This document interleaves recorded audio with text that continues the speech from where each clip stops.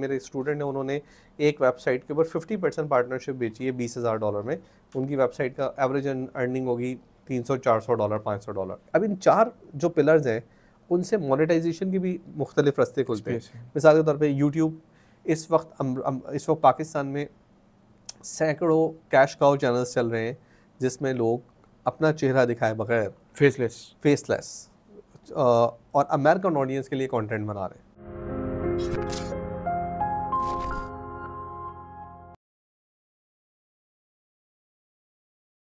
अस्सलाम वालेकुम ख़वातीन व हज़रात, मेरा नाम ज़ैद कुंदन है और आप देख रहे हैं यूट्यूब पॉडकास्ट की सीरीज़ कंटिन्यू है। आज मेरे साथ डिजिटल स्पेस से बहुत अच्छे गेस्ट मौजूद हैं। Ustad.pk के फाउंडर हैं, साथ ही engineers program software setup firm के ओनर एंड फाउंडर भी हैं। तो I would like to introduce mister Dilawar Ali Azimi sahab. Thank you very much sir for joining my podcast. You know Pakistan is quite weak और quite consuming very less area in digital as expected to India or as compared to India. So सबसे पहले तो मुझे ये बताएं कि you are running a digital entrepreneurship program. Yes. What are the areas you are covering in digitals? देखें, बुनियादी तौर पे अगर हम देखें कि इंटरनेट के ऊपर अगर कोई भी बंदा आता है और वो अपना कोई बिज़नेस शुरू करना चाहता है तो उसके पास मौके हैं क्या? या वो अपनी कोई सर्विसेज सेल करेगा, या वो कोई प्रोडक्ट सेल करेगा, या वो किसी और की प्रोडक्ट सेल करेगा, या वो कंटेंट क्रिएट करेगा और उससे पैसे कमाएगा। जो नॉन इन्वेस्टमेंट मॉडल्स हैं, नॉन इनोवेटिव मॉडल्स हैं, वो यही हैं जिसमें फौरी तौर पे पैसा नहीं चाहिए, जिसके लिए आपको कोई बहुत ज़्यादा क्रिएटिव होने की ज़रूरत नहीं है, उसके लिए आपको कोई पेपॉल या कोई आपको टेस्ला बनाने की ज़रूरत नहीं है। वो काम है जो आप अपने जॉब के साथ साथ, पढ़ाई के साथ साथ, अपने घरदारी के साथ साथ चीज़ों को कर सकते हैं। तो 4 चीज़ें हैं। या तो आप कोई सर्विसेज सेल कर सकते हैं जिससे कुछ पैसे बनाए जा सकते हैं, या कोई प्रोडक्ट सेल करेंगे, या किसी और की प्रोडक्ट सेल करेंगे, या कंटेंट। तो पहला हमारा फ्रीलांसिंग है, फिर दूसरा ई कॉमर्स है, तीसरा एफिलिएट मार्केटिंग है, और चौथा कंटेंट क्रिएशन है। Very nicely covered. Yes, good. अच्छा, इनमें से किसी भी एक स्पेस में अगर हम लेते हैं, so as a city areas में जो हमारे डेवलप स्पेसेस हैं जहाँ यंग बच्चे पढ़े लिखे हैं और इंटरनेट से बहुत ज़्यादा फ़ायदा उठा रहे हैं, इंटरनेट उनकी डेली लाइफ का हिस्सा है, तो उसमें से बच्चे जो है वो किस तरफ ज़्यादा जाना चाह रहे हैं और सिस्टम क्या कहता है कि कहाँ जाना चाहिए? देखिए, असल में इस वक्त जो सबसे बड़ा हमारे सामने चैलेंज है कि लोगों के सामने कोई क्लियर डायरेक्शन नहीं है। मुझे डॉक्टर बनना है तो मुझे पता है कि मैंने प्री मेडिकल लेना है, मुझे MCAT करना है, मुझे कौन सी यूनिवर्सिटीज़ हैं जहाँ पे मुझे जाना चाहिए, मेरे पास पूरा रोड मैप है। ऐसे मुझे इंजीनियर बनना है, मुझे पता है। लेकिन अगर मुझे डिजिटल एंटरप्रेन्योर बनना है तो क्या कोई IT का भी इदारा हो, चाहे कोई यूनिवर्सिटी हो, कोई रोड मैप प्रोवाइड नहीं करती कि जी ये आपके स्टेप्स हैं तो आप यहाँ पे लैंड कर देंगे। सही। इस वजह से आने वाला जो बंदा है वो सिर्फ बज़वर्ड्स बोलता है। वो उस बज़वर्ड हो सकता है अमेज़ॉन, वो बज़वर्ड हो सकता है फ्रीलांसिंग। आपको हमें ये जज करना पड़ता है कि भाई उसकी प्रोफाइल के मुताबिक वो इस वक्त कहाँ खड़ा हुआ है और वो एक्चुअली कहाँ जाना चाहता है। हो सकता है कि वो अपने 9 to 5 जॉब से परेशान होकर बोलते हैं यार मुझे जान छुड़ाओ जॉब से। हो सकता है वो अभी पढ़ रहा है और बोल रहा है यार मुझे $100, $200, $300 मिल जाए, मेरी ज़िंदगी आसान हो जाएगी। हो सकता है वो कोई हाउसवाइफ हो जो सिर्फ अपने पैशन और अपने आपको प्रोडक्टिव मसरूफियत में चाह रही हो सकता है कि वो इन्वेस्टर हो, कोई बिजनेसमैन हो तो चाह रहा हो कि वो अब जदीद खतूत के बिजनेसेस को लॉन्च करे। तो ये हमें प्रोफाइलिंग करनी पड़ती है, जिसके बाद हमारे सामने सही सूरत हाल आती है कि एग्जैक्टली वो कौन सा बिजनेस मॉडल होगा, वो कौन सा काम होगा जिसके अंदर उस पर्टिकुलर पर्सन को जाना चाहिए। एक बेसिक्स है जो कि हर बंदे को आना चाहिए। इस फील्ड में आने वाले बंदे को ई-कॉमर्स के बेसिक्स पता होने चाहिए, कोई मार्केट प्लेस आनी चाहिए, डिजिटल मार्केटिंग के जो 4 बुनियादी टूल हैं SEO, Google ads, Facebook ads, social media, उसकी अंडरस्टैंडिंग होनी चाहिए। एफिलिएट मार्केटिंग कैसे काम करती है, वहाँ के अकाउंट्स होने चाहिए। ये वो बेसिक है, वो किसी भी फील्ड में आएगा उसके काम आएगा। शॉपिफाई, वर्डप्रेस में कोई एक टूल उसको आना चाहिए ताकि वो कभी कोई वेबसाइट बनाना चाहे, चेंज करना चाहे तो वो उसके पास बेसिक लिटरेसी होनी चाहिए। उस लिटरेसी में वो फिर आगे अपने लिए रास्ते बना रहा होता है और वो देखता है कि क्या चीज़ मेरे लिए ज़्यादा बेहतर है। तो आने वाला जो बंदा होता है उसके सामने क्लैरिटी नहीं है। जो अभी मिसाल के तौर पे आजकल शॉपिफाई की मार्केटिंग ज़्यादा होगी तो शॉपिफाई पे बज़वर्ड लेके लोग आएंगे। टिकटॉक की मार्केटिंग शुरू हो जाएगी तो लोग टिकटॉक की बातें करने शुरू कर देंगे। तो लोग बज़वर्ड्स को फॉलो कर रहे होते हैं। हमारा काम ये होता है कि हम उसकी प्रोफाइल के मुताबिक उसको एक अच्छा मशवरा दें और उसे बताएं कि भाई क्या चीज़ होगी जो ज़्यादा बेहतर हो सकती है। ठीक है, जैसे कि आपने बात बताई कि बज़वर्ड्स यूज़ करते हैं, ये बज़वर्ड असल में वो क्या यूज़ करेंगे? यहाँ का जो सिस्टम है या यहाँ के जो सो कॉल्ड मंजन बेचने वाले लोग हैं, बहुत सारे हैं, फ्री कोर्स या पेड कोर्स या वर्चुअल कोर्स या physical course and a lot of things. तो एक्चुअली बज़वर्ड तो वो लोग प्रोवाइड करते हैं, लाइक एक सीजन आया था कोविड के टाइम में कि Amazon is the word to make yourself a billionaire very in very soon ना, मतलब get rich quick, Amazon, get rich quick is equal to Amazon। हाँ, ओवरनाइट मतलब रिच होने का जो सोर्स था वो Amazon था। थोड़े अरसे वो चला कोविड के बाद, 2023 तक तो बूम में था, अभी 24 में ज़रा उसने वो बलून जो है वो डिफ्लैट हो गया है। फिर आ जाता है लोकल ई कॉमर्स, फिर आ जाता है जैसे अभी आपने शॉपिफाई की बात की, अभी शॉपिफाई थोड़ा स्पेस पकड़ रहा है और ये चीज़ें आ रही हैं और जा रही हैं। जब ये जा रही हैं तो इसका मतलब इनके ये एक सस्टेनेबल मॉडल नहीं है। एग्जैक्टली, एम आई राइट? बिल्कुल सही, 100%। So what is the sustainable model? देखें ज़ैकुद्दीन भाई, मैं थोड़ा सा कॉन्टेक्स्ट दूँ। 2004 सितंबर मैंने फर्स्ट टाइम इंजीनियर्स, जो मेरी पेरेंट कंपनी है, वो मैंने उसका कार्ड छपवाया था और रजिस्टर्ड किया था कि यार हम अपना कुछ शुरू करेंगे इंटरनेट पे। तो 4 से अब तक 20 ईयर्स हैं और इस 20 ईयर्स पे मैंने एक चीज़ ये देखी है कि यूँ चीज़ें आती हैं, यूँ जाती हैं, यूँ आती हैं, यूँ जाती हैं, यूँ आती हैं, यूँ जाती हैं। गूगल एडसेंस हो, क्लिक बैंक हो, MLM की डिफरेंट कंपनीज हो, अचानक ऐसा लगता है कि बस अब ये लोग छा गए। अब अगर आप इसको और हमने जो कुछ किया हुआ है वो तो हम तो पुराने हो गए। अगर आपने अभी इनको ज्वाइन नहीं किया तो सब खत्म हो जाएगा। लेकिन हमने ये देखा है कि इफ़ यू जो अगर आप बेसिक्स को लेके चलते हैं, देखिए बेसिक्स यही हैं कि आप क्या तो सर्विस प्रोवाइड करोगे या प्रोडक्ट बेचोगे या किसी और के प्रोडक्ट बेचोगे, कंटेंट, ये बेसिक्स हैं। अब इसके अंदर डिफरेंट मॉडल्स हैं। हमें क्या कहते हैं, फॉर एग्जांपल ई कॉमर्स की बात करें तो ई कॉमर्स का बेसिक क्या है? आपको फुलफिलमेंट मेथड को देखना होता है कि आप फुलफिलमेंट मेथड आपके लिहाज से क्या सूटेबल है। आपको सेलिंग प्लेटफॉर्म देखना होता है कि वो आपके लिहाज से क्या बेहतर है। हमेशा कुछ ना कुछ मार्केट प्लेसेस भी रहेंगी, वेबसाइट्स भी रहेंगी, सोशल मीडिया शॉप्स रहेंगी, सेलिंग प्लेटफॉर्म्स आते जाते रहेंगे। आपको ये देखना है कि what is better for me. Fulfilment में FBA करना है, FBM करना है, ड्रॉप शिपिंग करना है, आर्बिट्राज करना है। ये आपको अंडरस्टैंड करना होगा कि जो मेरे पास बजट है, जो मेरा स्किल सेट है, मेरे लिए क्या बेहतर है। मार्केट पाकिस्तान भी है, UAE भी है, UK भी है, US भी है। मेरे लिए क्या सूटेबल मार्केट है, ये मुझे चूज़ करना है। B2B करना है, C करना है, C2C करना है, वो ये मुझे चूज़ करना है। तो ये बेसिक एजुकेशन देना हमारे जैसे लोगों का काम है, यूनिवर्सिटीज़ का काम है, हर प्लेटफॉर्म का काम है कि वो बेसिक इतनी एजुकेशन दे दे कि सामने वाला डिसाइड कर सके एटलीस्ट कि यार उसके लिए क्या चीज़ें ज़रूरी है। जिसको हम कैरियर काउंसलिंग कहते हैं, ये डिजिटल कैरियर काउंसलिंग है कि आप उसको इतना अपलिफ्ट कर दो कि वो ये देख सके यार कि मेरे लिहाज से ये काम मुनासिब है या नहीं है। इसकी कोशिश करते रहने की ज़रूरत है। अदरवाइज़ क्या होगा, वो मेरे पास आएगा, मैं एक्सपर्ट हूँ एक चीज़ के अंदर। फॉर एग्जांपल मैं कहता हूँ जी मुझे eBay की एक्सपर्टीज़ है, मैं कहूँगा यार eBay कर लो। किसी की शॉपिफाई में एक्सपर्टीज़ होगी, वो बोलेगा शॉपिफाई कर लो। तो लोग वही बताएंगे जो उनके लिहाज से सूटेबल है। बिल्कुल, जो करने वाले हैं उनकी तादाद बहुत बड़ी है। अगर हम देखें तो पाकिस्तानी जो मार्केट है उसके अंदर जो नौजवान हैं या इवन जो प्रोफेशनल्स हैं, अगर कलेक्टिवली देखा जाए तो मिलियंस ऑफ इंटरनेट यूज़र है जिसकी आमदनी डॉलर्स में देखा जाए तो 200 से 300 400 डॉलर से नीचे की है। इंटरनेट के ऊपर किसी भी काम में, इन चारों कामों में से किसी एक ही काम में भी 500 हज़ार डॉलर कुछ भी नहीं है, नथिंग है। ऐसी सूरत हाल में अगर कोई बंदा इस तरफ आना चाहता है तो उसके सामने सबसे बड़ा चैलेंज ये है कि वो क्या करे, वो आए क्या करे, क्या कहाँ से शुरू करे, पहला स्टेप क्या ले। अच्छा, आप जिसके पास जाएंगे वो वही बातें करेगा जो उसके पास अवेलेबल है, जो उसका एक्सपोजर है। और ये उसमें हम उससे शिकायत भी नहीं कर सकते। हाँ, ये ज़रूर कर सकते हैं कि उसको ये बात क्लियर कर दे, डिस्क्लेमर देना चाहिए कि भाई मुझे ये पता है क्योंकि मुझे यही पता है कि मैंने ये किया हुआ है, मैंने ये किया हुआ है यार, मुझे यही पता है, मुझे इससे आगे पीछे का पता नहीं है। तो मेरे पास अगर कोई बंदा आता है वो मुझे बोलता है कि जी मुझे फॉर एग्जांपल $1 मिलियन इन्वेस्ट करने, तो बोलता हूँ भाई मुझे नहीं पता कहाँ करने। मैंने कहा ज़रा नीचे आ जाओ तो बता दूंगा।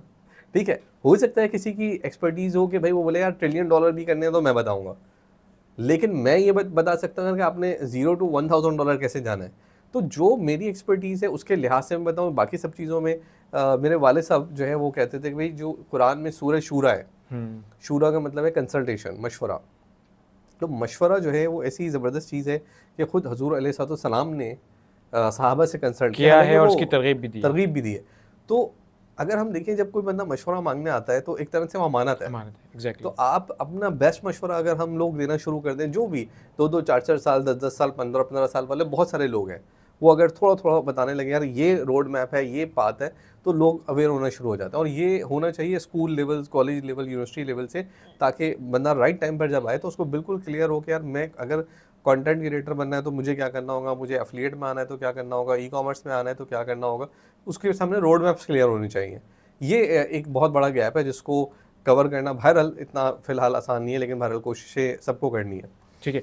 और एज यू मेंशन कि वैसे ये जाहिर है सबको इसका आइडिया भी है, is this in this current era Pakistan की जो आईटी इंडस्ट्री है वो इसके अंदर एक प्रॉमिसिंग फ्यूचर तो है, because the global setup is going to based on the virtual and everything like business and everything, previously हम देखते हुए आ रहे हैं।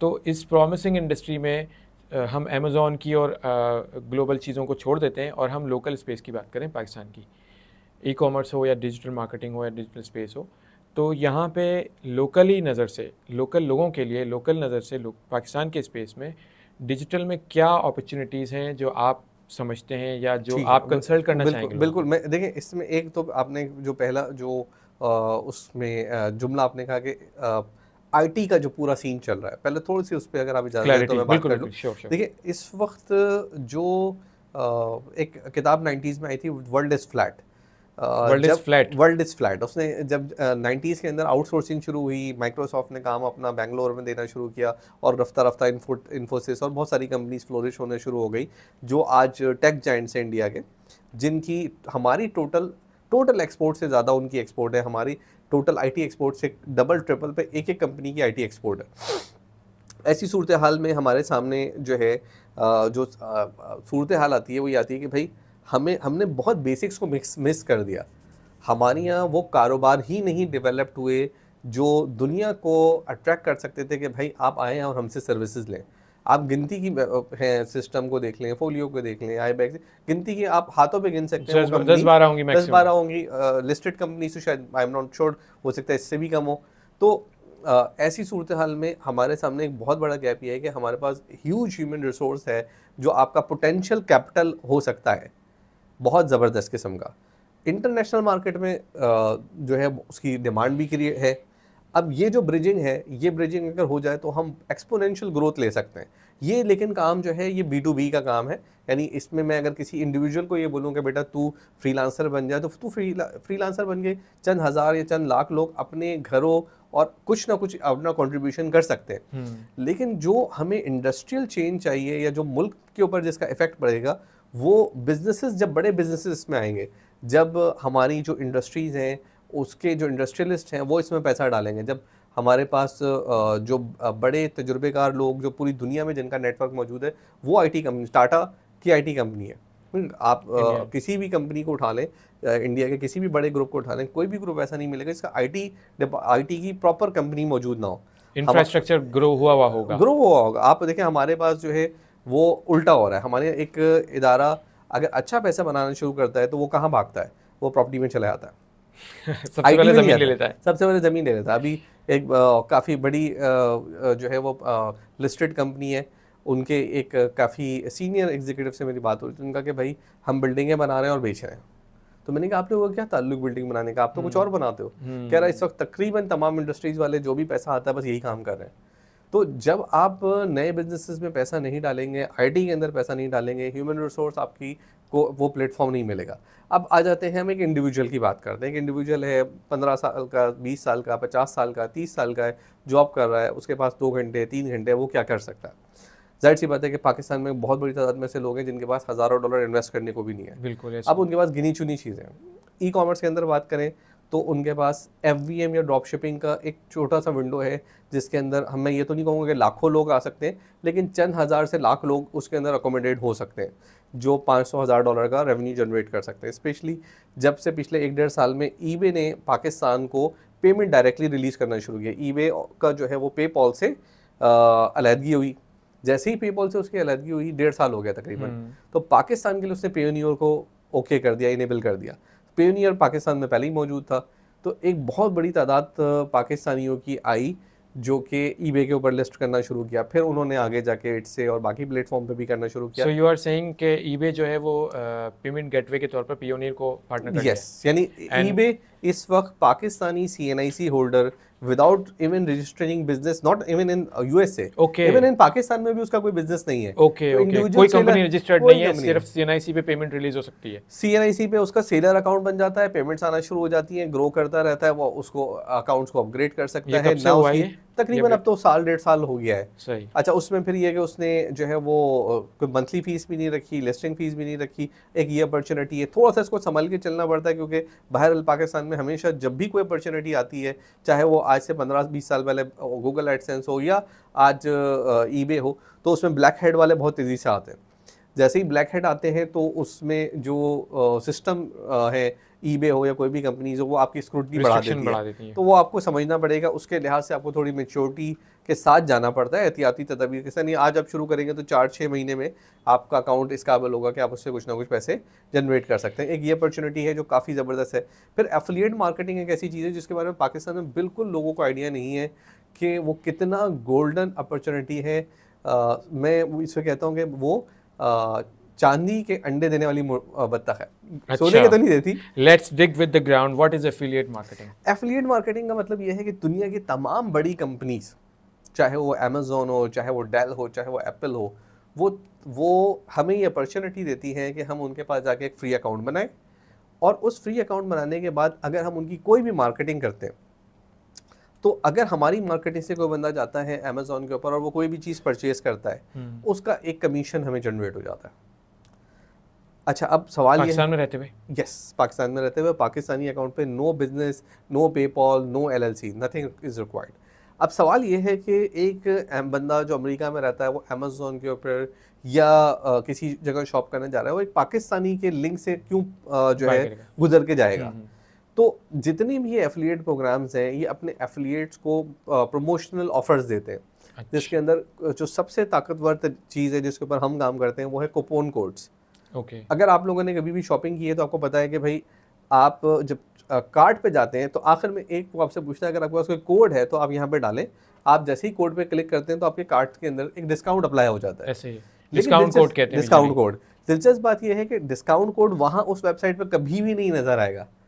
तो सवाल यह है कि जब डिस्काउंट उसने देना है तो छुपा के कोड पे क्यों दे रहा है भाई? वो इसलिए दे रहा है कि ये एक प्रमोशनल टेक्निक है उसके एफिलिएट्स को एक मौका फराहम करने के लिए कि वो बाहर से ट्रैफिक लेकर आए और उसकी वेबसाइट के ऊपर नए कस्टमर्स की सेल्स जनरेट हो। ओके। तो हम क्या करते हैं, पाकिस्तान से छोटी छोटी वेबसाइट्स बनाते हैं, उसके ऊपर कूपन्स डालते हैं, उनको पिंटरेस्ट पे एसईओ की मदद से, गूगल एड्स की मदद से उसके ऊपर ट्रैफिक जनरेट करते हैं।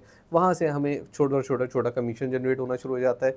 पाकिस्तान में जो पहली कंपनी जिसकी वजह से मैं एफिलिएट में आया, वो एफिलिएट में मैं था पहले से, फिर क्लिक बैंक एफिलिएट में था, कूपन एफिलिएट में मैं आया जिस कंपनी की मदद से, तो उसका मैं गूगल एड्स का पाकिस्तान का पहला सर्टिफाइड हूँ। तो मेरे पास काफ़ी काम गूगल एड्स का आता था, क्योंकि गूगल एड्स में जब आप जाके लिखते थे पाकिस्तान में सर्च करते थे तो मैं ही आता था। तो मैं जो है वो मेरे पास आया है गूगल एड्स अकाउंट। मेरा ख्याल है कि शायद 12 या होगा या 13 होगा, 2012 या 13। मैंने जब वो अकाउंट खोल के देखा, उसमें कुछ प्रॉब्लम्स थे जो मुझे सॉर्ट करने थे, तो उस पर 50 लाख रुपए खर्च हुए हुए थे। तो मैं बहुत सरप्राइज हुआ यार, पाकिस्तान में अब तक मेरे पास जितने भी अकाउंट आए थे वो 5 लाख से 10 लाख से नीचे के हुआ करते थे। 50 लाख रुपए महीने के खर्च हुए। फिर मैं उस बिजनेस मॉडल में गया। तो क्या वो बहुत बड़ा बिजनेस था? यस, कूपन रिफंड के नाम से कंपनी थी, अमेरिकन कंपनी थी जिसका पाकिस्तान में ऑफिस था। अच्छा। तो पता नहीं है वो नाराज़ होंगे, उनका नाम ले लिया मैंने। तो उनसे फिर बहुत सारे लोग निकले और बहुत सारे लोगों ने काम किया। आज भी 50 लोगों की बहुत सारी कंपनीज हैं जो इस मॉडल के ऊपर काम कर रही हैं। ओके, ये जो एफिलिएट मार्केटिंग का आपने जिक्र किया कि डिस्काउंट कोड के through third party selling service या बाइंग सर्विस आप प्रोवाइड करते हैं राइट फ्रॉम पाकिस्तान, तो ये इसका स्टार्ट कैसे कोई करे और हाउ टू इन है अपने आप को कैसे एफिलिएट मार्केटिंग? ज़बरदस्त। देखिए, इसमें जो सबसे अच्छे जो कोड्स प्रोवाइड करता है, कमीशन जंक्शन एक एफिलिएट नेटवर्क है, वो करता है। अमेज़ॉन का अपना एक प्रोग्राम है अमेज़ॉन एसोसिएट, जिसके अंदर वो कोड्स प्रोवाइड कर रहा होता है। हम एक वर्डप्रेस के ऊपर एक सिंपल सी वेबसाइट, इवन ब्लॉग स्पॉट पे भी बना सकते हैं, एक वेबसाइट बनाते हैं, उसके ऊपर हम वो कोड्स डालते हैं और उससे मुताल्लिक कीवर्ड्स के ऊपर हम कुछ ना कुछ content with ChatGPT with human कुछ उसमें इन्वॉल्वमेंट करके कंटेंट लिखते हैं और थोड़ा सा उसको सर्च इंजन में सबमिट करवा देते हैं। साथ साथ हम इंटरनेट पे जो दीगर ज़राए हैं, रेडिट, पिंटरेस्ट वगैरह, वहाँ से ट्रैफिक जनरेट करते हैं। कुछ हमें ट्रेडमार्क्स मिल जाते हैं जो कि गूगल एड्स भी अलाउ कर रहे होते हैं, तो हम वहाँ पे गूगल एड्स भी चला देते हैं। तो ये कम्प्रीहेंसिव मार्केटिंग प्लान होता है। फॉर एग्जांपल मेरी वेबसाइट है abccoupon.com, ओके। तो मेरे रोजाना के 1000-1500 विजिटर्स आना शुरू हो जाए तो मेरे $500,000 तो कहीं नहीं गए। सो आपकी वेबसाइट से जो है उसको कूपन्स मिलेंगे और वो वहाँ से बाइंग वो आएगा कूपन्स तलाश करते हुए। फॉर एग्जांपल उसको एप्पल की वॉच लेनी है जो $300 की लिस्टेड है। अब वो मेरे उस पे जाएगा, देखेगा यार कि एप्पल की वॉच पे 25% का कूपन है, क्लिक करेगा तो एप्पल की वेबसाइट पे ही जाएगा, साथ में वो कोड भी कॉपी हो जाएगा, लेकिन एप्पल की वेबसाइट भी खुल जाएगी। जब वेबसाइट वो खुलेगी तो आपकी उसके वेबसाइट से अंदर लिंक होके जाएगा। यस, वो उसकी वेबसाइट, उस लिंक के अंदर मेरी आईडी चली जाएगी कि भाई ये दिलावर अली अजीमी ने इस विजिटर को भेजा है। अब वो जाता है वहाँ पे, कोई भी शॉपिंग करता है, इवन 90 डेज में भी कोई शॉपिंग करता है तो उसका कमीशन मुझे जनरेट होता है। ये कमीशन का कितना परसेंट होगा? ये एप्पल की वॉच $300 की अगर है, आमतौर पे ये 5 से 30% के दरमियान के रेशोज हैं। अमेजोन के कम हैं, सीजे के ज़्यादा हैं, क्लिक बैंक के बहुत ज़्यादा हैं, तो डिपेंड करता है नेटवर्क और so you put multiple towards our. बिल्कुल, जितने ज़्यादा ब्रांड्स होंगे उतने ज़्यादा हमें कीवर्ड्स अवेलेबल हो जाएंगे, जितने बड़े ब्रांड्स होंगे उतना ज़्यादा चांस होगा रेवेन्यू जनरेशन का। इसके लिए एसेंशियल्स क्या क्या हैं? सबसे पहले आपको वेबसाइट चाहिए, यस, उसके बाद क्या चाहिए? देखिए बुनियादी तौर पर social media marketing, website, Google ads, SEO का पूरा साइट आएगा। सही है। तो इनमें से अगर फॉर एग्जांपल अगर आपका एजुकेशन लेवल किसी का कम होता है तो उनको हम सोशल मीडिया प्लस वेबसाइट पे ले जाते हैं। समटाइम्स हमने ब्लॉग स्पॉट विद वेबसाइट भी ट्राई किया है, लेकिन उसमें रेशो ऑफ अर्निंग कम होता है। फॉर एग्जांपल अंडर मैट्रिक बच्चा, तो उसके लिए एसईओ और इतना डिटेल में जाना पॉसिबल नहीं है, उसको पिंटरेस्ट के ऊपर, टिकटॉक के ऊपर, वहाँ से हम ट्रैफिक जनरेट करवाते हैं। लेकिन जो थोड़ा पढ़ा लिखा सेंसेबल बंदा होता है उसको फिर हम एसईओ और गूगल एड्स पे फोकस करवाते हैं, वहाँ से एक सस्टेनेबल रेवेन्यू मिल जाता है और ये फ्लिपेबल है और बहुत अच्छे रेट्स में फ्लिपेबल है। तकरीबन समझ लें कि जो भी आपका ओवरऑल रेवेन्यू है वो 48 टाइम्स में बिक जाता है। जो हमारे एफिलिएट से students- आपने जनरेट किया होगा। हाँ, फॉर एग्जांपल अगर आपकी $1000 की मंथली इनकम है तो आपको 48,000 में साइट बिक जाती है। अभी मेरे स्टूडेंट हैं, उन्होंने एक वेबसाइट के ऊपर 50% पार्टनरशिप बेची है $20,000 में। उनकी वेबसाइट का एवरेज अर्निंग होगी $300-400, $500। तो जब वो इतना ग्रो कर सकता है तो इसको इतना ग्रो करने में सबसे पहले कितना टाइम लगेगा? ये अब ये तो ऑफ कोर्स हाँ, डिपेंड करता है yes। एफर्ट्स पे। देखिए इसमें ये है कि जो सर्च इंजन का जो ट्रैफिक है ना, उसको आते आते 8 महीने 9 महीने लग जाते हैं, समटाइम्स साल भी लग जाता है। लेकिन जो गूगल एड्स का ट्रैफिक है, पिंटरेस्ट का ट्रैफिक है, वो चौथे 5वें महीने आ जाता है। तो हमारी कोशिश होती है, मिसाल के तौर पर अभी जो उसके हमारे चीफ ट्रेनर हैं जवाद साहब, तो वो मुझे बता रहे थे कि भाई उनके बैच में उन्होंने एक बोनसेस रखे हुए कि अगर ट्रेनिंग ख़त्म होने से पहले आपने certain amount of commission generate कर लिया तो आपको ये बोनसेस मिलेंगे। तो ये होता है कि भाई अगर 10 लोग हैं तो कोई 1-2 तो वो ले जाते हैं, निकल जाते हैं, 1-2 ऐसे निकल जाते हैं। ईबे के अंदर तो ये होता है कि ज़्यादा निकल जाते हैं, क्योंकि वो मार्केट प्लेस है, उसके अंदर आपको मेहनत इतनी नहीं करनी पड़ती, बस आपको सेटिंग करनी पड़ती है, तो उसके अंदर सेल्स जल्दी क्रैक हो जाती है। ईबे के अंदर आपने सेल्स जो आपने बताया मॉडल के पाकिस्तानी पेयोनियर के थ्रू जो है वो हो रहा है पेमेंट। थोड़ा सा मैं उसको और भी एलिब्रेट कर दूँ। हाँ, देखिए आपको सबसे पहले पेयोनियर अकाउंट बनाना है, जिसके अंदर आपका CNIC भी जाएगा, जिसके अंदर आपका बैंक अकाउंट भी लिंक हो जाएगा और आपका CNIC वेरीफाई हो जाएगा। फिर आपने ईबे पे जाके डायरेक्ट सेलर अकाउंट नहीं बनाना, आपने ईबे पे जाके कोई भी एक IP लें और एक कंप्यूटर लें, उससे सिर्फ ब्राउजिंग करनी है, ताकि आपका एक कुकी क्या चीज़ ब्राउजिंग करनी है? कुछ भी ईबे ब्राउज करते रहे, मतलब अच्छा, ईबे की चीज़ें देखते रहे। ये एक उसका सिली सा एल्गोरिथम है। अगर आप विदाउट ब्राउजिंग जाते हैं, आपकी कोई हिस्ट्री नहीं होती, तो वो आपको सस्पेंशन दे देता है, क्योंकि दैट सी बात है, उसका अपने आपको पता है एल्गोरिथम जो हैं वो तो रिपोर्ट होते हैं। तो आपने सिर्फ ब्राउजिंग करनी है, फिर आपने साइन अप करना है, साइन अप के बाद कुछ ब्राउजिंग, फिर आपने कुछ परचेजिंग करनी है। डायरेक्ट सेलर अकाउंट नहीं बनाना। अच्छा, 2 4 6 परचेजिंग करें, उसके बाद छोड़ दें, फिर आपने सेलर अकाउंट बनाना है। वो भी आपने कोई सिंपल ऐसी चीज़ लिस्ट करनी है जो आपके इन हैंड हो। लोग गलती ये करते हैं, अली एक्सप्रेस से उठा के प्रोडक्ट लिस्ट कर दी, वो समझ जाता है यार ये प्रोडक्ट आपने आपके इन हैंड नहीं है, आपकी रीच में ही नहीं आई, तो आपने सेल पे कैसे लगा, तो आप अगर बिक गई तो आप ऑर्डर कैंसिल करेंगे। तो शुरू में आप इन हैंड प्रोडक्ट्स बेचते हैं, फिर आप भले उसमें आप चाहें तो what are the in hand products? In hand कुछ भी हो सकता है। आप ये टी-शर्ट लगा सकते हैं, यूज्ड भी बिकती है ना, हाँ, तो उसमें आप टोपी लगा सकते हैं, वॉलेट्स लगा सकते हैं, इसके अंदर मिसवाक लगा सकते हैं, जाना कुछ भी। मकसद ये है कि भाई शुरू में 10-15 सेल्स निकल जाए, आपको रिव्यूज़ मिल जाए, उसको लगे यार ये बंदा टाइमली प्रोडक्ट डिलीवर करता है। अगर मतलब सेल्स हिस्ट्री उसकी बन जाए, सेल्स हिस्ट्री बन जाए। इस वक्त अगर फॉर एग्जांपल अगर कोई इंटरेस्टेड हो तो वो क्या कर सकता है, वो जाए ईबे के अंदर एडवांस सर्च में जाके वो लिखे आइटम लोकेशन पाकिस्तान और सोल्ड पे क्लिक कर दे और ABCD XYZ कुछ भी लिख दे, ये लिख दे खाली, and you will see surprise to see कि डेली बेसिस की जो फ्रेश सेल्स हैं इन ऐसी चीज़ों की जिसका आप सोच भी नहीं सकते पाकिस्तान से बिक रही हैं। अच्छा। और एक दो लोग नहीं बेच रहे, टॉप सेलर्स लगे हुए। यानी अगर आप उनकी जाके सेल्स देखेंगे, डेट आ रही होती है ना, सोल्ड भी लिखा होगा, आइटम लोकेशन पाकिस्तान लिखा होगा, और आइटम्स भी होंगे। मतलब लोग अच्छा। समझते हैं शायद सिर्फ जैकेट और जूते बिकते हैं, लेकिन there is so many things. और उसमें लड़कियां हैं, जो है वो रिटायर्ड अफराद हैं, मौलवी साहिबान बहुत हैं, जो इसको as a side hustle side लेके हसल उन्होंने लेके, शुरू अब वो किया था, तकरीबन साइड हसल ही उनका बड़ा। उनकी मेन हसल बन गई है। लेकिन इसमें ये है कि भाई आप जो भी डिजिटल बिजनेसेस है ना, उनमें आपको ये बात ध्यान में रखना होता है कि कोई भी एक अकाउंट, कोई भी एक वेबसाइट आप पे आप बहुत ज़्यादा डिपेंड नहीं कर सकते। You always multiple. Should have a backup. सही सही सही। अच्छा, ईबे के अंदर अब एक यंग बॉय है, हाउ वो अपने आप को कैसे उसमें लेकर आए, फर्स्ट स्टेप क्या है? देखिए, फर्स्ट स्टेप ये है कि जो है वो इसमें देखा जाए तो दो मेजर स्टेप है। एक है अकाउंट सेटअप। अकाउंट बनाना। हाँ, अकाउंट बनाने के कुछ मराइल हैं जो मैंने थोड़े से बताए हैं। और एक है प्रोडक्ट रिसर्च, कि पाकिस्तान से क्या बिक सकता है। पाकिस्तान की टोटल एक्सपोर्ट तकरीबन 25 बिलियन से प्लस में। हमारा सबसे मेजर बायर अमेरिका और यूरोप है। ऐसे ही। इसका मतलब ये है कि अगर मैं बोलूँगा 20 बिलियन की प्रोडक्ट्स भी अमेरिका और यूरोप जा रही हैं, चलो 15 बिलियन की भी जा रही हैं, सही है। तो ये जो प्रोडक्ट्स जा रही होती हैं, कोई इंपोर्टर मंगाता है, कोई डिस्ट्रीब्यूटर्स को देता होगा, होलसेलर, रिटेलर। अगर कोई $100 की प्रोडक्ट है, बिकती वहाँ पे 200 में ही रही होगी। मैं उस प्रोडक्ट के मैन्युफैक्चरर से अगर कोई प्रोडक्ट लेके लिस्ट कर देता हूँ, तो स्ट्रेट अवे मुझे 2x का तो ग्रॉस मार्जिन मुझे मिलना चाहिए। तो प्रोडक्ट लोकल होनी चाहिए। लोकल प्रोडक्ट्स में बहुत स्कोप है, दैट इज़ वेरी इंटरेस्टिंग इस वक्त।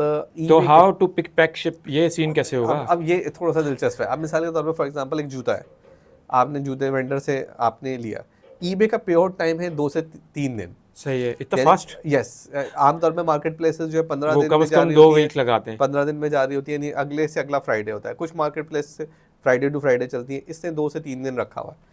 अब होता यह है कि आप जब रनिंग में होते हैं तो आपको कैश फ्लो का भी मसला नहीं होता। बस आपने ये देखना होता है कि आपका जो वेंडर है वो टाइमली आपको प्रोडक्ट दे दे, डिलीवर करें। हाँ। स्काईनेट और बाकी सर्विसेज ऐसी हैं जो कि 5 से 12 दिन में प्रोडक्ट डिलीवर कर देती हैं $30 के अंदर अंदर। तो आमतौर पे हम क्या करते हैं, $30 की प्रोडक्ट लेते हैं, $30 की शिपिंग होती है, $15 तक ईबे की फीसेज होती हैं, और 100 से $115 की रेंज की प्रोडक्ट्स हैं मोस्टली। अच्छा, हमने कीवर्ड डाले और कीवर्ड नहीं भी डाले, कुछ भी डाला, हमें ABCD डाला तो आपको शॉप्स आना शुरू हो जाएंगी। उन शॉप में ये भी लिखा होगा उसने कितने की बेची, उस शॉप में ये भी लिखा होगा कि उसने कब बेची, आइटम लोकेशन क्या है उसका। फिर हम उसकी वेबसाइट, हम उसकी शॉप नेम लेके, शॉप नेम में एडवांस में जाके हम डाल के सारी उसकी जो प्रोडक्ट्स रिसेंटली सर्च हुई हैं, सोल्ड हुई हैं 90 डेज में, वो देख सकते हैं। ओके। तो हमें ये पता चल जाएगा। देखें, हम क्या करते हैं, हम ये सोचते हैं यार कि एक बंदा जो पाकिस्तान में मौजूद है, कराची में मौजूद है, सवात में मौजूद है, लाहौर में मौजूद है, और वो एक काम कर रहा है। अब मुझे सिर्फ ये ब्रेक डाउन करना है कि वो क्या कर रहा है। सही है। मैंने उसके फुटप्रिंट्स निकालने हैं, मैं भी वही करूँगा। सही है, रेप्लिकेट मतलब सक्सेस का आसान तरीका ये है कि भाई मैं ये देखूं कि जहाँ जो मुझसे पहले वो काम कर चुका है उसके फुटप्रिंट्स क्या है, मैं उसके नक्शे कदम पे चलना शुरू कर दूं, तो मैं वहाँ पहुँच जाऊँगा जहाँ वो पहुँचा हुआ। तो हमने वहाँ से सेलर्स निकाले जो पाकिस्तान से बेच रहे हैं, अच्छी प्रोडक्ट्स बेच रहे हैं। हमने उनके वेंडर्स निकाले, और हमने वेंडर्स कहाँ से मिलेंगे? मोस्टली कराची के अंदर तो हमारे पास उसके अंदर से वेंडर्स आ रहे होंगे क्या? उसके अंदर तो नहीं आते, वो सेलर ही आ रहा होगा ना। सेलर आ रहा होता, लेकिन उसके अंदर ये होता है कि हम जो उसकी जो तस्वीरें हैं उसको जब हम गूगल लेंस के अंदर डाल के सर्च करते हैं तो हमें वो दराज फेसबुक पे कोई छोटा से छोटा मैन्युफैक्चरर ऐसा नहीं होगा जिसने फेसबुक पे कभी ना कभी तो पेज बनाया होगा, मरे से मरा पेज बनाया होगा। हाँ, 2 लाइक बनाया अब उसके अंदर 2-4 उसकी तस्वीरें तो पड़ी ही होती है। तो हम क्या करते हैं कि उनको गूगल लेंस में डाल के देखते हैं, यार इसकी तस्वीर से सर्च कर लेते हैं। तस्वीर से देखें, ज़ाहिर सी बात है तस्वीरें मोस्टली लोग खुद अगर खुद से उन्होंने खींची भी होगी तो वो प्रोडक्ट जिसकी भी होगी उसने कहीं ना कहीं तो इंटरनेट पर तस्वीर डाली होगी, तो वहाँ से हमें वो ट्रैक हो जाता है। दराज से हमारे पास एक सोर्स मिल जाता है, दराज से हमें वो सेलर के नाम मिल जाते हैं। फिर कराची के अंदर हमारे पास एडवांटेज ये है कि सदर के 3-4 किलोमीटर के रेडियस के अंदर हर चीज़ की मार्केट्स हैं। ऐसे ही है। कटलरी की अलग मार्केट है, जैकेट्स की अलग है, जूते की अलग है। कराची के वालों को तो हम बोलते हैं भाई आप मार्केट में जाएँ और मैनुअल सर्च करें। वैसे हमारे पास सेलर्स होते भी हैं, लेकिन जो आउट ऑफ कराची में हमारे दोस्त हैं उन्हें थोड़ी सी ये दिक्कत होती है कि उनको आसानी से वेंडर्स नहीं मिल रहे होते, लिमिटेशन है। तो वहाँ पर फिर आता है ड्रॉप शिपिंग। ओके। अच्छा, हमने आईडी बना ली ईबे पे, प्रोडक्ट रिसर्च में से आपने जो तरीका बताया मार्केट में जाके या मैनुअली ईबे के सेलर से ही हमने प्रोडक्ट निकाली, रेप्लिका किया, कोई प्रोडक्ट मिल गई। मिसाल के तौर पर मुझे एक ग्लास मिल गया ये बॉटल मिल गई, I want to sell this. अब मैं क्या करूँगा, इसके जो सेलर है, जो होलसेलर है या जो प्रोडक्ट प्रोड्यूसर है, मैन्युफैक्चरर, उसके पास जाऊँगा और उससे मैंने 100 यूनिट्स खरीद लिए, मुझे लगा कि ये बिक सकती है, जी जी। पोटेंशियल मुझे नज़र आया, तो मैंने उससे 100 यूनिट्स ले लिए। क्या ऐसे ही करना है? नहीं, हमने किसी से कुछ भी नहीं खरीदना। खरीदना नहीं है। हमें फ्री लिस्टिंग जो मिल रही हैं आजकल 200 मिलती है नए अकाउंट्स पे। फ्री लिस्टिंग से क्या मतलब? यानी कि हमें विदाउट लिस्टिंग फीस जो हमें लिस्टिंग की कैपेसिटी मिलती है वो 200 मिलती है। यानी कि 200 फ्री लिस्टिंग से मतलब 200 लिस्टिंग की प्रोडक्ट में कोई लगा फीस नहीं सकता है, हूँ। यस, फ्री लगा सकते हैं, यस, कोई एक्स्ट्रा चार्जेस कोई नहीं। Extra charge. मैं क्या करूँगा कि वो वेंडर्स जो मुझे लगता है कि यार ये रीचेबल है, सही है। उनकी प्रोडक्ट्स में जाके कॉपी पेस्ट कर दूंगा, तस्वीरें लगा दूंगा, प्राइस लगा दूंगा। अभी मैंने ख़रीदा कुछ भी नहीं है। सही है।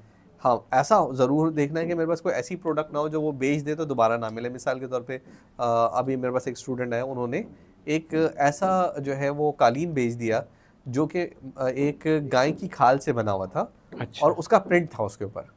एग्जैक्टली वो प्रिंट तो दोबारा नहीं मिलने वाला। हाँ, वो तो इत्तेफाक से आ हाँ, गया। इत्तेफाक वाली बात है। तो ऐसी कोई प्रोडक्ट ना लगाएं, ऐसी प्रोडक्ट लगाएं, जूते हैं, टी शर्ट्स हैं, एक वेंडर के पास नहीं होगी दूसरे के पास होगी, कटलरी है, वॉचेस हैं, पुरानी वॉचेस बहुत बिक रही हैं, कपड़ों की बहुत सारी वैरायटीज़ हैं जो आपको पता है यार एक वेंडर के पास नहीं होगी तो दूसरे से ले सकता हूँ। कस्टमाइज प्रोडक्ट है, आपको पता है मेक टू ऑर्डर प्रोडक्ट है, बनवा ही लूँगा मैं। तो ऑर्डर जैसे ही आएगा आपके पास हैंडलिंग टाइम होता है 5 से 7 दिन, उस दौरान आप वो ऑर्डर को फुलफिल करके भेज देते हैं। अगर आप पूरे महीने में 10 से 50 प्रोडक्ट्स भेज दें, बहुत ज़्यादा नहीं, रोज़ की इक्का दुक्का भी भेज दें, तो आपके अच्छे पैसे बनना शुरू हो जाते हैं। ऑन एवरेज अब तक हमने ऑब्जर्व किया कि $25 का मार्जिन है पाकिस्तानी प्रोडक्ट के ऊपर, $25, विच इज़ गुड।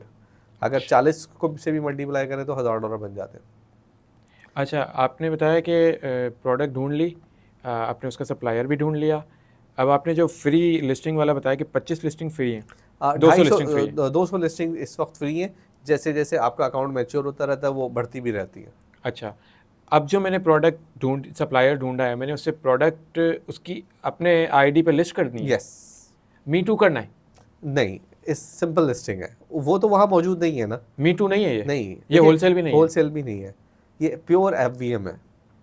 मैंने फॉर एग्जांपल मैं कहता हूँ जी मैं रैक्स गया, मैंने देखा कि यार ये लोग जैकेटें बना रहे हैं। सही है। मैंने कहा अच्छा ये डिज़ाइन है। फॉर एग्जांपल उसने कहा कि जी कैफ़े रेसर है, तो मैंने देखा यार कैफ़े रेसर है, मैंने उससे तस्वीर ली, वो तस्वीर जाके मैंने अपने आईडी अपने कैमरे से ही बनानी है पिक्चर? अपने कैमरे से बनाए तो ज़्यादा अच्छा। बेस्ट प्रैक्टिस ये है कि शुरू में अपने कैमरे से बनाए, बाद में इंटरनेट से भी डाल सकते हैं, कोई मसला नहीं है, लेकिन शुरू में एहतियात करनी होती है। एहतियात के लेवल्स हैं, मैच्योरिटी के लेवल्स हैं। तो अब मैंने फॉर एग्जांपल वो तस्वीर डाल दी, अब किसी ने परचेज की तो फिर मैंने उस वेंडर के पास जाना है कि भाईजान मेरे पास ऑर्डर आ गया है, आप मुझे प्रोडक्ट रेडी कर दें, 2 दिन 3 दिन में मैं आपसे फिर ये पिक कर लूँगा। ये पिक खुद करना है? देखिए अब इसके अंदर केस टू केस वेरी करता है। Okay. कुछ हमारे पास ऐसे भी वेंडर्स हैं जो पिक एंड शिप हमें करके सिर्फ आईडी भेज देते हैं आपको, यानी ट्रैकिंग आईडी भेज देते हैं, सिर्फ हमें उनको इजी पैसा कराना होता है। अच्छा, कुछ हमारे पास ऐसे लोग हैं जो कहते हैं सर हमें कुछ नहीं पता, आप हमसे लेके जाएं, हमें पैसे दे दें, आप जो करना करें। हाँ, हमें तो फिर आप थर्ड पार्टी शिपमेंट यूज़ करते होंगे? यस। ओके, सो शिपमेंट का ड्यूरेशन कितना मिलता है ईबे से? ईबे पे शिपमेंट जो है वो हम जब प्रोडक्ट लिस्ट करते हैं तो हम वहाँ पर हम चूज करते हैं, नहीं हम प्रोडक्ट लिस्ट करते हुए हम पहले तो डालते हैं कि आपको क्या क्या ऑप्शन है। अच्छा, इसमें भी ऑप्शन भी है कि आप शिपमेंट टाइम ले सकते हैं? मैं पाकिस्तान पोस्ट से करूँगा, फ्री करूँगा 30 दिन लगेंगे, स्काईनेट की ऑर्डिनरी से करूँगा 12 दिन लगेंगे, DHL स्काईनेट वाया DHL करूँगा 5 दिन लगेंगे। तो ये आप उसको चूज करवा ऑप्शन देते हैं, वो अपने लिहाज से जिस चीज़ के पैसे फॉर एग्जांपल एक हो गया फ्री, एक हो गया फॉर एग्जांपल $30, एक हो गया $40, तो वो अपने लिहाज से वो उसे पे करता है फिर। सही है, वो बायर की चॉइस आ गई। यस। अच्छा, बायर ने चॉइस कर लिए, 12 दिन की शिपमेंट, 150 रुपये उसकी delivery charges, and now what you have to do, you have to collect this product or maybe directly ship by the supplier. Yes. Order complete. आमतौर पे आजकल तो ऐसा हो रहा है कि ये लोग बाइकिया से भिजवा देते हैं। तो अच्छा, अब तो ये होता है भाई आपने बाइकिया भी वो सर्विस दे रही है ना? हाँ, बाइकिया भी सर्विस दे रही है। तो आमतौर पे ऐसा हो जाता है कि भाई एक मैसेज चला जाता है, व्हाट्सएप ग्रुप लोगों ने बनाया है, COD हो जाता है, वो भेज देते हैं। इसके अलावा बाइकिया के अलावा और भी बहुत सारी COD कंपनीज हैं। यस, तो जो कि अभी चली रही हैं पीछे। तो मतलब यानी कि ये हमारा जो चैलेंज है इसमें थोड़ी मेहनत होती है लेकिन कवर हो जाता है। इसमें मेहनत कहाँ होती है? इसमें मेहनत जो है प्रोडक्ट रिसर्च के अलावा इसमें बुनियादी तौर पर देखा काम जाए FVM में फुलफिलमेंट में टाइम लगता है, यानी अगर और जैसा दिख रहा होता है बेसिकली वैसा होता नहीं है, एक्चुअल से थोड़ा हटके ही होता है। देखें जब भी हम कोई भी चीज़ देखते हैं ना, हम जो है वो हैप्पी फ्लो देखते हैं, बेस्ट केस सिनेरियोज को देखते हैं। वर्ड्स किस सिनेरियोस भी तो होते हैं ना, हैप्पी फ्लो। ऐसे ही है ना। देखें आप ये सॉफ्टवेयर के वेरी अंदर नाइस। जब हम ये देखते हैं यार कि भाई आपने लॉग इन किया, रजिस्टर्ड किया, हैप्पी फ्लो है ये। हैप्पी फ्लो है ना, ये लेकिन होता गया और सब होता डन। गया। लेकिन समटाइम्स कुछ ऐसे भी लोग होंगे जो इसमें दरमियान में कहीं कुछ गलत डालेंगे, हाँ, उनसे गलती होगी, कोई उनका कैलकुलेट नहीं इंटरनेट करा। बंद होगा, कुछ ना कुछ वो करेंगे, तो वहाँ आपको बग्स मिलते हैं। तो बीइंग ए सॉफ्टवेयर डेवलपर, तो मुझे वो हम उसको जो है वो हैप्पी फ्लो के अलावा भी हमें देखना होता है। चाहिए। तो देखिए कोई भी हलाल काम, ये एक जब से मैं इंटरनेट वर्ल्ड में आया हूँ और मैंने ये देखा कि जो सबसे बड़ा चैलेंज है ना हमारा, वो ये है कि हमारे जहन में ये तासुर है शायद इंटरनेट के पीछे कोई ऐसी दुनिया है जहाँ पैसों की बारिश हो रही है, जहाँ पैसे कमाना बहुत आसान है। मुझे नहीं आज तक ऐसी कोई चीज़ मिली जिसको मैं ये कह सकूँ ये आम दुनिया की निस्बत आसान है। और ये मैं बार बार कहता हूँ, ये मैंने और मौके पे चौका लग जाना हमेशा नहीं होता। देखिए वो तो कहीं पे भी हो सकता है। वो तो बैठे बैठे आप मुझे एक साहब मिले, उनका कि जी मेरी पान की दुकान थी, वो बिल्डर ने वो दुकान जो है वो मार्केट ख़रीद ली, मैं आखिरी बंदा था, तो वो दुकान जो 10-12 लाख की थी वो मैंने 2 करोड़ की बेची। ऐसी चीज़ें तो होती रहती हैं ज़िंदगी में, लेकिन लॉटरीज भी लगती हैं, लेकिन ये इस पे डिपेंड नहीं हो सकते। तो देखा जाए तो इंटरनेट हो या आम दुनिया हो, इसके अंदर कोई गेट रिच कोई स्कीम नहीं है।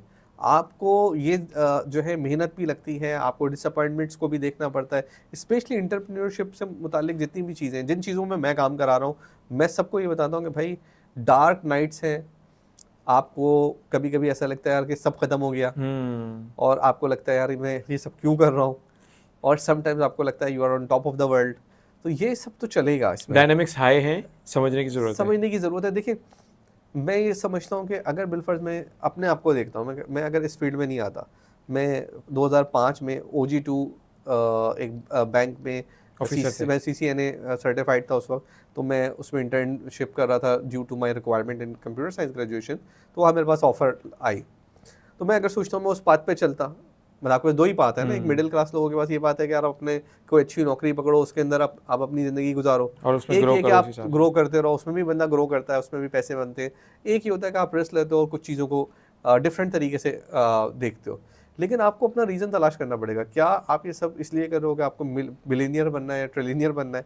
मुझे नहीं लगता कि मैं पिछले साल जो मैं लोगों से बिल मुशाफा मिला वो 10,000 लोग हैं। 2023 में मेरी टीम ने मुझे बताया कि सर आप ऑफिस में, क्योंकि हम हर वीकेंड पे 1-2 मीटअप्स कर रहे होते हैं, और बहुत बड़े नहीं होते, 50-100 लोग होते हैं, करते करते वो उसी के अंदर जो है कुछ बड़े भी हुए, तो कलेक्टिवली 10,000 लोग। मुझे आज तक किसी बंदे ने नहीं कहा कि सर मुझे बताएं कि मुझे जो है वो अरबपति बनना है। लोग चाहते हैं अपनी लाइफ को अपग्रेड करना। मिडिल क्लास वाला चाहता है कि यार वो मिडिल क्लास ट्रैप से निकल के बाहर आए। लोअर वाला चाहता है यार कि वो कोई गाड़ी ले ले, कोई घर ले ले, उसके अपनी बच्चों को अच्छी जगह तालीम जो जॉब वाला होता है वो चाहता है कि 9 to 5 के अलावा या तो साइड हसल कर ले, कुछ ऐसे चीज़ें करे जिससे फिर वो अपने देखें असल बात क्या है, असल बात यह है कि आप हर बंदे को ज़िंदगी गुजारने का में उसकी अपनी कुछ ख्वाहिशात होती है। मैं ऐसे यूँ कहता हूँ कि अगर कोई बंदा ये ऑफ़र करे कि आने वाली पूरी ज़िंदगी आपको पैसों की कोई ज़रूरत नहीं है, कमाना नहीं है, तो मुझे क्या करना होगा? तो मैं क्या यही काम कर रहा हूँ या कुछ और कर रहा हूँ? सवाल ये है, बहुत इंपॉर्टेंट। तो अब इस सवाल की तलाश के अंदर बहुत सारे लोगों के जहन में होता है यार मुझे ये करना है, और मैं इस अपनी जॉब के साथ या इस अपने काम के साथ ये सब कुछ नहीं कर सकता। वहाँ लोग आते हैं इस तरह के कामों की तरफ जहाँ पे टाइम और जगह की कैद ना हो, जहाँ जिस तरह की फ्रीलांसिंग है, ई-कॉमर्स है। लेकिन ये ओवरनाइट सक्सेस नहीं है। मैं जितने भी लोगों से आज तक मिला हूँ, एवरेज टाइम मुझे 2 साल मिला है इन प्लेटफॉर्म्स में या कहीं पे भी सक्सेस में आने में, या एक हाई फाई सक्सेस पे आने। हाई फाई भी नहीं, मैं ये समझता हूँ कि इसको अपना ब्रेड एंड बटर बनाने में लोगों को 2-2 साल लगते हैं। किसी का कोई बहुत तगड़ा बैकग्राउंड हो तो वो एक बिल्कुल अलग बात है। एवरेज बंदा जो आ रहा होता है उसको 2 साल लग जाते हैं। और मैं ये समझता हूँ कि यार फॉर एग्जांपल एक बंदा है, आज किसी अच्छी जगह जॉब कर रहा है, उसने 16 साल की एजुकेशन ली है, 10 साल का उसका एक्सपीरियंस है, 26 साल लगे और वो लाख रुपए कमा रहा है, तो $300 के लिए उसने 26 साल इन्वेस्ट किए। बिल्कुल, वेरी। अगर वो 2 साल लगा के $600 पे भी जाता है तो वो 2 साल ज़्यादा विनिंग है। बिल्कुल। लेकिन उसके लिए जो पैशन और जो कंसिस्टेंसी चाहिए वो आपको मिलेगी राइट गैदरिंग से, राइट माइंडसेट से। मुझे आज तक अब तक मैं इस बात पे नतीजे पहुंचा हूं कि पाकिस्तान का बुनियादी एक ही मसला है, माइंडसेट। हमारा कोई स्किल सेट मसला नहीं है, हमारा कोई लिटरेसी मसला नहीं है, ना हमारा इस्टेब्लिशमेंट मसला है, ना हमारा पॉलिटिशियन मसला है, कोई मसला नहीं है। हमारा मसला माइंड सेट है। हम चीज़ों के बारे में जो है वो शिकायती रवैया इख्तियार करना चाहते हैं। हम चाहते हैं कि हम मेहनत नहीं करना चाहते, अपनी जिम्मेदारियां दूसरों पे हम डालना चाहते हैं। कभी वालिदैन के ऊपर मैं ये काम कर लेता अगर मेरे विक्टिमाइज हुए हैं, विक्टिमाइज कंडक्ट करते हैं, माइंडसेट के साथ चीज़ों को देख रहे होते। ऐसी सूरत हाल में आप अब देखें ना, आप इतने सारे लोग मिल के ये बोल रहे हैं जी मुल्क तबाह हो जाएगा, इतने सारे लोग मिल के बोल रहे हैं कुछ नहीं हो सकता। तो आपकी जो वाइब्स हैं वो भी कहीं ना कहीं तो जा रही है ना, उनकी कोई ना कोई फॉर्म है, कहीं ना कहीं तो वो इंटरेक्ट कर रही है ना, कोई तो केमिस्ट्री अंदर बन रही है, कोई केमिस्ट्री बन रही है, कोई ना कोई उसके नताइज हो रहे हैं। तो माइंडसेट चेंज जो है वो एक ऐसी चीज़ है जिसके ऊपर मेरा ख्याल है कि जो बिल्कुल टॉप ऑफ द फनल जिसे हम बोलते हैं, अगर हमारा कोई काम होना चाहिए तो ये होना चाहिए, वो माइंडसेट होना, माइंडसेट बनाना हमारा, और माइंडसेट जो बन जाए उसको हट सेट से एक्सेप्ट करना। एग्जैक्टली। देखिए इस वक्त हमारा यूनिवर्सिटी माइंडसेट नहीं बना रही, हमारी मस्जिद माइंडसेट नहीं बना रही, हमारा जो वेल्थ इन्फ्लुएंसर है वो तो माइंडसेट तबाह कर रहा है। जो हमारी कम्युनिटी है वो जो ग्लैमर स्टाइल दिखा रहा है, बड़ी बड़ी गाड़ियां, हमारी जो कम्युनिटी है जो उसने यूथ का माइंडसेट के साथ जो खिलवाड़ किया है, sorry to use this word, लेकिन वो तो बहुत ही खतरनाक है। मतलब आपने उसके दिमाग में ये बिठा दिया है कि भाई सक्सेस का मतलब कोई एक मखसूस गाड़ी है। और मैं तो ऐसे भी लोगों को जानता हूँ जो किराए की गाड़ियों के ऊपर वीडियो बना के वो डाल देते हैं। हाँ, बिल्कुल ऐसे मैं पर्सनली जानता हूँ ऐसे लोगों को। तो मतलब आप क्या कह सकते हैं। तो लेकिन बहरहाल आपको ये देखना होगा कि भाई आपका जो माइंडसेट है वो कहाँ से डेवलप्ड होगा। तो गॉड नोस, अल्लाह को पता है कि उसकी क्या बेहतरी होगी, क्योंकि हमारा जो मजहबी जो इंटरनेट मौलवी है जो इस वक्त जिसको यूथ सुन रही है, वो उसने अपना टॉपिक फ़िरकावारियत और इस तरह के मसाइल फ़नी चीज़ों के ऊपर फोकस किया हुआ है। कुछ अगर हम अपने जो वेल्थ इन्फ्लुएंसर की बातें सुने तो वो ऐसा लगता है कि बस पत्नी कौन सी दुनिया है, बिल्कुल मतलब यहाँ तक नहीं पहुँचे तो कुछ किया ही नहीं। हाँ, मतलब अलग ही दुनिया है, बहुत आसान ज़िंदगी थी और हमने कुछ किया नहीं, और देखो वो बिलियनर बन गए हम। मतलब जो पिक्चर है वो यही है दिखाने वाली, जो है एग्जैक्टली। देखिए हमें चाहिए माइंडसेट जो एक लीगल और हलाल तरीके के ऊपर जो कामयाबी के लिए माइंडसेट चाहिए होता है, उसके अंदर कंसिस्टेंसी चाहिए होती है, उसके अंदर आप जो है वो आप कोशिशें करते हो और नतीजे पे नज़र नहीं रखते, फौरी तौर पे नतीजे नहीं आते। अगर आप इस माइंडसेट से कि यार मैं आज कोई काम कर रहा हूँ और अगले महीने उसके नतीजे आएंगे, तो आपको कभी भी कामयाबी नहीं होगी। प्रैक्टिकली ऐसा नहीं होने लगा। ये जो माइंडसेट है, ये माइंडसेट ना तो आपको हमारा यूनिवर्सिटी दे रही है, ना ही हमारा मजहबी इन्फ्लुएंसर दे रहा है, ना हमारा वेल्थ इन्फ्लुएंसर दे रहा है। और जो सो कॉल्ड मेंटोरशिप प्रोग्राम्स हैं, चाहे वो ई-कॉमर्स के हों, चाहे वो किसी भी लेवल पे हों, आजकल बहुत सारे मेंटोरशिप प्रोग्राम चल भी रहे हैं ऑनलाइन भी, यू नो एज वेल। तो वो लोग भी यही दिखाते हैं कि भाई ये कर लो, ये कर लो, वो कर लो, ये बिलियनर बन गए। ऐसे ही है ना। सही है। देखिए उसमें भी जो हमारे सामने जो उसमें एक बहुत बड़ा चैलेंज है वो ये है कि हमारा उसमें माइंडसेट एड्रेस करने का कोई टारगेट नहीं है, ऑब्जेक्टिव नहीं है। देखिए आप जब तक के मैं इंडिविजुअल में अगर सक्सेस हासिल करूंगा तो मैं एज अ शख्सियत सक्सेस हासिल करूंगा। अगर आप मेरी शख्सियत पे काम करने में इंटरेस्टेड नहीं है और आप मुझे बोल देते हैं यार ये दो चार ये काम है कर लो, तो मैं कभी भी नहीं कर पाऊंगा वो काम। मुझे अपने अंदर जो जज्बा चाहिए, जो माइंडसेट चाहिए, जो मुझे मेहनत करनी है, जो मुझे कंसिस्टेंसी चाहिए, जो मेरा विजन होना चाहिए, वो सब आज मुझे किसी ने हमारे टीम के एक बंदे ने एक वॉइस नोट फॉरवर्ड किया, अभी भी मौजूद होगा मेरे पास।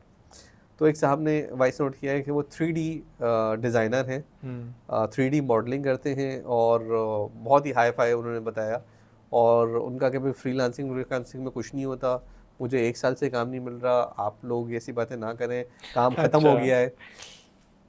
अच्छा 3D मॉडलिंग का बंदा ढूंढने से नहीं मिलता। अच्छा 3D एनिमेशन का बंदा अगर आपको मिल जाए इंटरनेशनल, तो जो उसका रेट है वो तो छोड़े, लोकल में भी अच्छा अब रेट है। लोकल में भी अगर आपके पास कोई प्रोजेक्ट आ जाए तो आपको बंदे नहीं मिल रहे होते।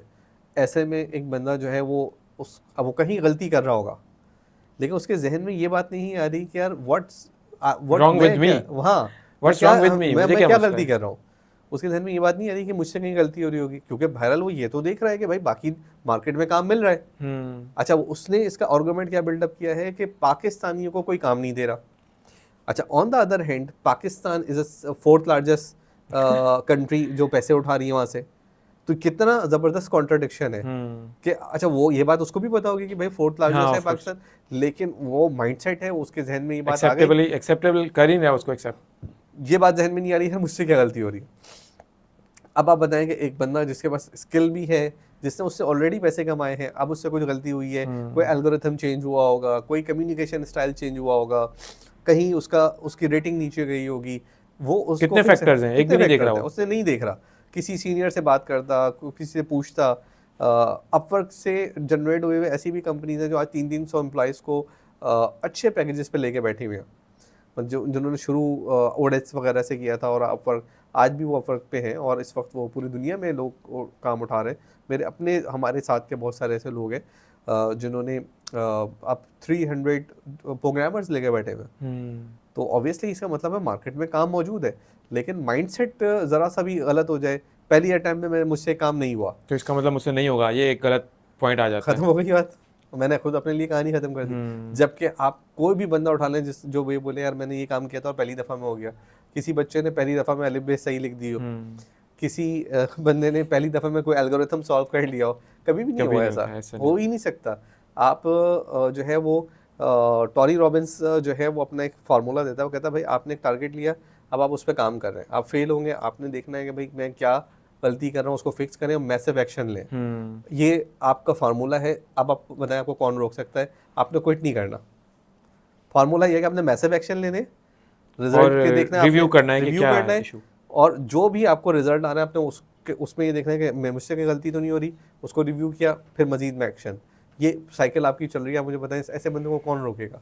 सही बात है, वो जब अपने आप को खुद अकाउंटेबल करता रहेगा तो खुद सही रास्ते पे चला जाएगा। अच्छा, let's talk about the people around you and around our society जो कि बहुत डिस्ट्रैक्ट हैं। यू नो, अभी आजकल के यंग लोग बहुत डिस्ट्रैक्ट हैं।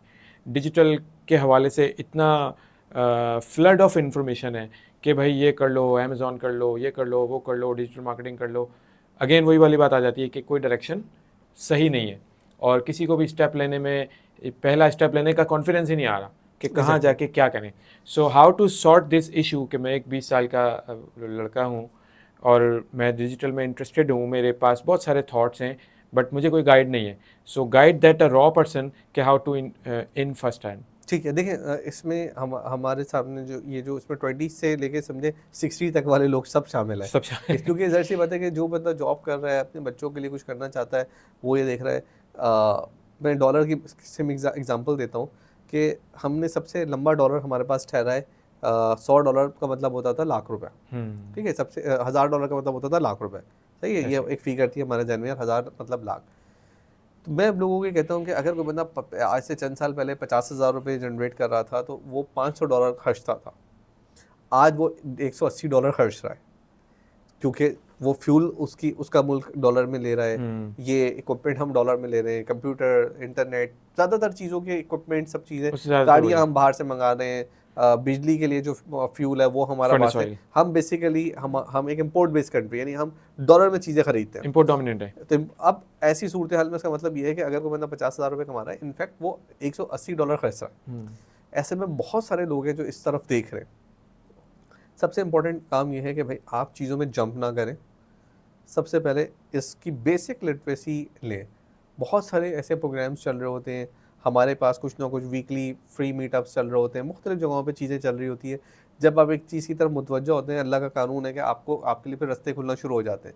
एक दफ़ा आप चीज़ों में अपने आप को अपग्रेड करें, लिटरेसी को बढ़ाएं और देखें कि यार मैं जो करना चाहता हूँ क्या वो पॉसिबल है, और ज़रूर बात करें। देखिए समटाइम्स ऐसा होता है कि लोग गाइडेंस लेते हुए शर्माते हैं। मैं आपको दिलचस्प बात बताता हूँ। एक यंग लड़के से, तकरीबन होगा 19 साल का, उससे मुझे कहा कि मैंने उससे पूछा क्या कर रहे हो? कह रहे मैं आजकल क्रिप्टो कर रहा हूँ, ये एक तूफान आया हुआ है। हाँ, तो मैंने कहा अच्छा, तो मैंने कहा क्या चाहते हो? कह रहे हैं देखें दिलावर भाई, मैं अपनी ज़िंदगी बर्बाद नहीं करना चाहता काम वाम करके, जॉब वॉब करके, तो मैं चाहता हूँ कि मैं ऐसा काम करूं जो मेरा इन्वेस्टमेंट मेरे लिए पैसे जनरेट करे। मैंने कहा तुमने क्रिप्टो में कितने पैसे लगाए हुए? कह रहे इन्वेस्टमेंट तो है नहीं, घर वालों देते नहीं है, मैंने कभी आज तक कोई काम नहीं किया, तो $100, $200, $500 जो थे वही है। तो मैंने कहा इसका मतलब ये है कि तुम्हारे पास इन्वेस्टमेंट भी नहीं है और तुम इन्वेस्टर भी हो। यानी तुम एक ऐसे इन्वेस्टर हो जिसके पास इन्वेस्टमेंट नहीं है। इसका मतलब आप एक ऐसे लूप में फंसे हुए हैं जहाँ आपका कुछ भी नहीं हो सकता। घूमते ही रहेंगे ना, क्योंकि जाहिर सी बात है आपने कभी काम नहीं किया, आपने पैसे नहीं कमाए, पैसे कमाए नहीं तो आप इन्वेस्ट, यानी आपको ये देखना है भाई आपने पहले सेल्फ एम्प्लॉयड बनना है, फिर आपने बिजनेसमैन बनना है, फिर इन्वेस्टर बनना है। तो जो है वो रॉबर्ट कियोसाकी की जो रिच डैड पुअर डैड है उसमें उसने पूरी उसकी एक वो किया हुआ employee, self employed, businessman and investor. ऐसा नहीं हो सकता कि आप जम करके इन्वेस्टर बन जाए। हाँ, अगर आपको कोई इनहेरिटेंस वेल्थ है, कोई बाप दादाओं की ज़मीनें थी या कोई एक अलग बात है ना, जिस तरह एक्सेप्शनल है कि भाई आपको इनहेरिटेंस में मिल गया कि यार इधर भी लगा दिया उधर भी लगा दिया, तो वो एक बिल्कुल। एक आम आदमी जब इसमें आता है तो उसको ये देखना होता है कि यार उसे सेल्फ एम्प्लॉयड होना है। सेल्फ एम्प्लॉयड वो कैसे हो सकता है? वो छोटी छोटी अपॉर्चुनिटीज़ हैं, कहीं वो फ्रीलांसिंग अपॉर्चुनिटी देखेगा, कहीं कंटेंट क्रिएशन देखेगा, कहीं एफिलिएट देखेगा, कुछ ई कॉमर्स देख लेगा। वो जाके क्रिप्टो ट्रेड में हज़ारों डॉलर नहीं लगा सकता, वो जाके फॉरेक्स में हज़ारों डॉलर नहीं लगा सकता। तो वो उसको देखना है कि भाई मैं जहाँ मौजूद हूँ उससे मुतालिक मेरे पास क्या चीज़ें ऐसी हैं जो मैं स्टेप फॉरवर्ड कर सकूँ। मेरा अपना ख्याल ये है कि अगर कोई बंदा जॉब पर, उसको लगता है कि भाई उसकी जॉब उसके पैशन के मुताबिक नहीं है और वो इसमें फुल टाइम आना चाहता है, तो सबसे पहले वो सेल्फ एम्प्लॉयड हो, यानी वो अपनी इनकम का इन्हिसार 9 to 5 से निकाल के ऐसे ज़राए पे कर ले जहाँ पर उसको जॉब पे जाए बगैर भी वो जितने पैसे वहाँ से कमा रहा था कम से कम 1.5 उसके आ रहे हो। और जब तक कि उसको ऐसी 6 इनकम मुतवातिर नहीं आई हो उस वक्त तक रिज़ाइन ना करे। यानी जब 6-7 दफ़ा वो निकाल ले पैसे, फॉर एग्जांपल लाख तनख्वाह तो 1.5 लाख रुपए 6 महीने निकाल लिए पार्ट टाइम में, फिर रिज़ाइन कर दे। उसके बाद फिर वो अपने साथ लोगों को जोड़ना शुरू करे, 2 हाथों से जितना काम हो सकता है वो करे। उसके बाद फिर वो देखे भाई 4 हाथ कैसे होंगे, 8 कैसे होंगे, टीम बिल्डिंग करे, यानी एक छोटी सी कंपनी बना ले, यानी बिजनेस में ट्रांसफॉर्म हो जाए। जब उसका बिजनेस प्रॉफिटेबल होना शुरू हो जाए तो फिर मुख्तलिफ चीज़ों में इन्वेस्ट करना शुरू कर दे। तो ये पूरी एक जर्नी है जिसको वो लेके चल सकता है और इस तरीके से वो गाइडेंस ले सकता है। लेकिन मामला ये है कि उसके लिए फिर उसको थोड़े से हर फील्ड में लोग होते हैं जो आपसे बड़े होते हैं, आपसे पहले वो चीज़ें कर चुके होते हैं, उनका गाइड लेनी चाहिए। आपका उसका 1 मिनट सम टाइम, उसके 15 मिनट सम टाइम चलते फिरते की कोई बात कैन चेंज योर लाइफ। आप जाएं, लोगों से मिलें, बात करें, इंटरनेट पे लोगों से मिलें, बात करें, चीज़ों को समझें। If you can not afford to educate yourself, कि आप कोई बहुत हैवी ड्यूटी चीज़ें करें, फ्री चीज़ें इतनी मौजूद है, यूट्यूब इतना मौजूद है, फ्री पॉडकास्ट हो रही है, इस पर कितना नॉलेज है। मतलब आप ये देखें ना कि अभी एक बंदा जो 20 साल को हमने निचोड़ के हमने पब्लिक के सामने रख दिया, जिसको उठाना है फ़ायदा वो उठा सकता है। ऐसे वो अभी हमारे पास अपने आप को सेल्फ लर्निंग करने का, मैं समझता हूँ self learning is like super power. एक तरह की सुपर पावर होती है अगर आप सीखने को सीख लें कि हाउ टू लर्न। एग्जैक्टली ये एक वाहिद चीज़ है। अगर मैं समझता हूँ कि हमें जो कंप्यूटर साइंस में हमने थोड़ा बहुत जो पढ़ा, हमें एक ही फ़ायदा हुआ। अगर कोई मुझसे पूछे वो जो कैलकुलस पढ़ी थी, फिजिक्स पढ़ी थी, ऑटोमेटा पढ़ी थी, वो कहाँ काम आई? नहीं काम आई। लेकिन जो वो बगैर पढ़ाए हमसे इम्तिहान लेते थे, असाइनमेंट्स लेते थे, प्रेजेंटेशन लर्निंग होती, वो एक्चुअल लर्निंग जिसमें आप डिसिप्लिन मैनेज करना, अपने ऊपर डिसिप्लिन इंप्लीमेंट करके देख रहे होते हैं। हमें ये पता होता था यार इन्होंने हमें प्रेजेंटेशन बोल दिया है, अब हमें नहीं पता उस वक्त DSL कल देनी है। अब we have to figure out यार कि कहाँ से बनेगी, कहाँ से आएगी। अब वो जो लर्निंग है ना, वो हमारी इसकी स्पीड बन गई है। आज अगर मेरे सामने कोई सॉफ्टवेयर आता है, कोई टूल आता है, तो मुझे ये नहीं होता है कि यार ये मुझे कोई सीखना पड़ेगा, मुझे पता है I will figure it out. वो जो लर्निंग है वो आपने सीखनी है कि सीखना कैसे है। तो ये हमारे, अगर हम किसी तरीके से हम ये माइंडसेट बना लें कि यार आपने सीखने को सीखना है, और फिर आप ये देखेंगे सुपर पावर किस तरीके से काम होगी। आपके सामने बहुत सारे रोड मैप्स हैं, लोग हैं जो काम कर रहे हैं, उनको फॉलो करें, उनसे बातचीत करें। और सबसे इम्पोर्टेंट ये है कि भाई अपने आप को रफ्ता रफ्ता अपग्रेड करते हैं। ठीक है, दैट्स वेरी नाइस। अच्छा, डिजिटल्स में हमने बात कर ली, हमने ईबे के ऊपर अच्छी बात कर ली, हमने ये भी डिस्कस कर लिया कि जो जिसके पास स्टेप लेने के लिए कोई पॉइंट नहीं मिल रहा वो कैसे अपने आप को निकाले। अब मुझे ये बताइएगा कि जो आपकी इंजीनियर सॉफ्टवेयर हाउस है, सॉफ्टवेयर फर्म है आपकी, उसका क्या कंट्रीब्यूशन है टूवर्ड्स सोसाइटी? मतलब आपका बिजनेस तो रन हो रहा है, दैट्स वेरी नाइस। इस जो बात आपने की कि लोगों को सपोर्ट करें या लोगों को के लिए हेल्पफुल एक, तो वो विंडो आप कहाँ से प्रोवाइड करें? देखिए, इंजीनियर्स जो है वो मेरी पहली कंपनी थी, पेरेंट कंपनी समझ लें, जो हमने पहली दफ़ा कुछ बनाया था। उस्ताद मैंने तो इत्तफाकिया बनी है। सही है। उस्ताद ऐसे बनी है उस्ताद is the by product. By product. वो ऐसे बनी कि जब हम एडसेंस से एसईओ के ज़रिए पैसे हमने जनरेट करना शुरू किए, तो हमारे जिस बिल्डिंग में मेरा ऑफिस था उसमें चंद दोस्तों ने कहा कि यार हमारे बिजनेस के हालात सही नहीं है, तुम कोई ऐसा काम करते हो क्योंकि तुम्हारा ऑफिस बाहर से लॉक होता है। उस वक्त हालात भी ऐसे थे। तो उन्होंने कहा कि भाई आप हमें बताओ क्या करते हो, ना क्लाइंट आता है ना कुछ, और आप खुश खुश घूमते रहते हो, अपनी मर्ज़ी से आते हो। तो वो बहरहाल हमने 2 लोगों को सिखाया, फिर 4 लोगों को सिखाया, करते करते dilawarali.com archive.org पे कोई जाके देखेगा तो वो मिल जाएगी साइट। तो दिलावर अली के नाम से वो साइट बनी, और फिर रफ्ता रफ्ता उसके अंदर हमने चीज़ों को एलाबोरेट करना शुरू किया। फिर दैन इवेंचुअली Ustad.pk बनी। वो कोई प्लान नहीं थी, वो बन गई।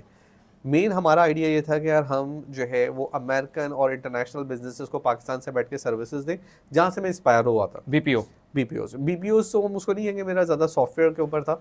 बेसिकली मेरी ये जर्नी स्टार्ट ऐसे हुई थी कि जब हमने कंप्यूटर साइंस ग्रेजुएशन में, हम सारे भाई जो है वो कहीं ना कहीं जो है मैट्रिक से पहले से ही जॉब्स करते आ रहे हैं।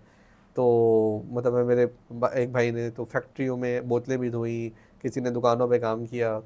मेरा थोड़ा पढ़ने पढ़ाने का रुझान इस तरह था। मैं कोई अच्छा स्टूडेंट तो नहीं था, लेकिन बहरहाल मैं जो पढ़ लेता था वो अच्छे से समझा सकता हूँ, डिलीवर अच्छा कर लेता हूँ। अच्छा तो स्टूडेंट होना और अच्छा टीचर होना दो अलग अलग स्किल्स हैं। बिल्कुल। मैं मेरे साथ खुद पढ़ लेना और दूसरों को पढ़ा देना डिफरेंट। मैंने कंप्यूटर साइंस ग्रेजुएशन के दौरान कंप्यूटर साइंस ग्रेजुएशन को पढ़ाया। मैंने एमए वालों को इंग्लिश भी पढ़ाई। जो मैं पढ़ लेता हूँ, समझ लेता हूँ, वो मैं किसी तरीके से घोल के पिला देता हूँ, क्योंकि मेरे वालिद भी टीचर रहे और वालदा ने 35 साल पढ़ाया है मैथ्स, तो वो एक ब्लड में रन करता है। तो बात ये हो रही थी कि हमारे पास जो इंजीनियर्स हैं वो हमारी शुरू हुई कि किसके हमने जॉब एक ही एक जगह अपने अखराजात को पूरा करने के लिए। तो वो ऐसे होता है ना, कज़न से बोल दिया, इससे बोल दिया, तो एक जॉब लग गई। तो वहाँ पे हम जाके बैठे रहे। 1-2 महीने बाद पता चला कि भाई ये तो अमेरिकन कंपनी है जिसका कराची में एक ऑफिस है। ओके। यहाँ से हम रिमोट डेस्कटॉप से जाके वहाँ पे काम कर रहे होते थे। तो ये एक साल में मुझे ये बात समझ में आई कि यार ये काम मुझे करना है।